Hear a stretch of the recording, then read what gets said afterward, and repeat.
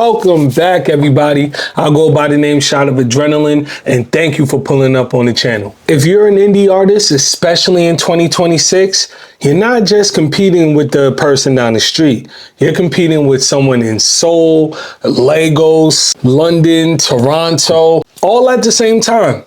And honestly, that's not a bad thing. But today we're going to talk about some of the mistakes that I've made personally so you don't have to go through that. Number one, trusting your gut over the algorithm. I used to drop records with the mindset of, oh, this is going to hit the algorithm perfectly, or this sounds like what's trending right now, let's do it. No, sir. All the while, my gut is like, nah, bro, this ain't it. This ain't it. And that right there is the first mistake. I started to let the algorithm dictate my art. That's backwards. The algorithm is an algorithm. It's not your A&R, it's not your spirit, and it's not really your taste all the way.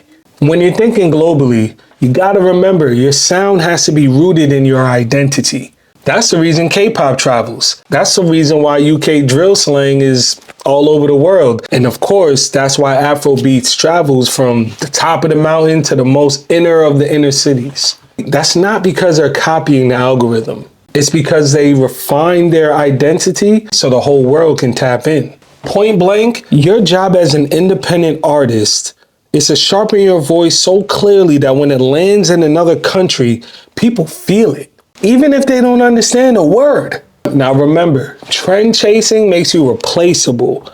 Identity makes you exportable. Mistake number two. Not tagging enough people in. A huge mistake that I've made quite a few times is trying to be the machine all by myself. Doesn't really work like that. Producer, editor, graphic designer, tour manager, publicist, therapist to myself, the list goes on. You burn out that way. It's just not sustainable. Now, when I started building Take Action Media and really started to step into my role of leadership, I realized something. Global artists never move by themselves. They tag people in.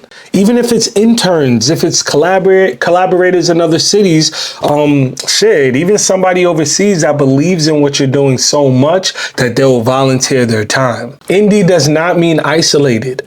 It just means you own the equity of your art. Now, full transparency, no matter how nice you are on the mic, how well you can sing, or how good you are as a songwriter, you can't do this alone. You might hear this 1,000 times from 1,000,000 other people, but we're all telling you the truth. Please don't do this alone. It's not that fun that way, and you won't get as far. Number three. Ignoring the people who are paying attention to you. All right, now this mistake in particular, it actually hurts a bit. I'm not gonna lie. Sometimes we ignore the 30 real fans we have because we're chasing the 30,000 imaginary ones in our head. Meanwhile, someone in Germany is consistently commenting on all your videos. Someone in South Africa keeps sharing your records. Somebody in the UK probably is running your freestyle back for the 14th time. And you're not even responding to their comment? Huh? Pay attention to the people who pay attention to you, because eventually those will be the people paying you to be yourself, to make the art that you make, to give them a soundtrack for their lives, especially internationally, because we sometimes feel like our first wave of success is going to be local.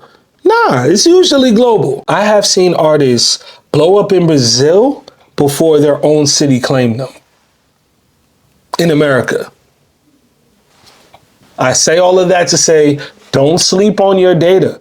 Don't sleep on your DMs either. And please do not sleep on your YouTube comments.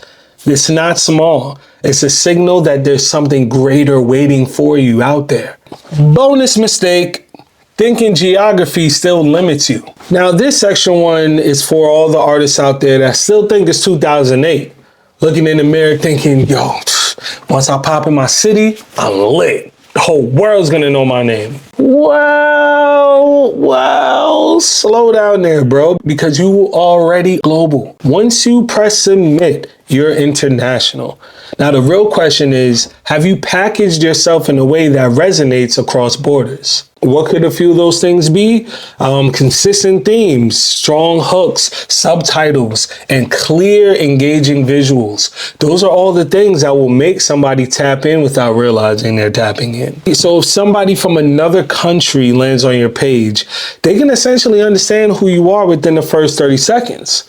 Or are you just posting for the sake of the vibes? Recap time. So here's a play. Instead of trying to go viral tomorrow, double down on your 5 strongest records. Engage the top 20 people that are already engaged with you, that really rock with you the most. Collaborate with 2 creators outside of your region. Clean up your branding so people know what exactly you stand for. And lastly, tag in at least 1 person to help you execute your plan. Those are easy success targets. You're able to build brick by brick. So stop chasing the imaginary millions and focus on the ones that are right in front of you. The world is already watching. The question is, are you actively building? With that being said, if any of this struck a chord with you, please hit the comments and let me know where you're watching from. I actually want to see how global this current community is. And if you are an indie artist looking to build long-term success, please subscribe to this channel. All right, we're building systems over here. Not just moments. Remember that. Take action. Thank you so much for tapping in on this video. If you're interested in learning more about myself, Shot of Adrenaline, some more of the music or the creative talks that we have on this channel, please feel free to subscribe right here on YouTube. And of course, you can follow me on all socials at Shot of Adrenaline. Take action.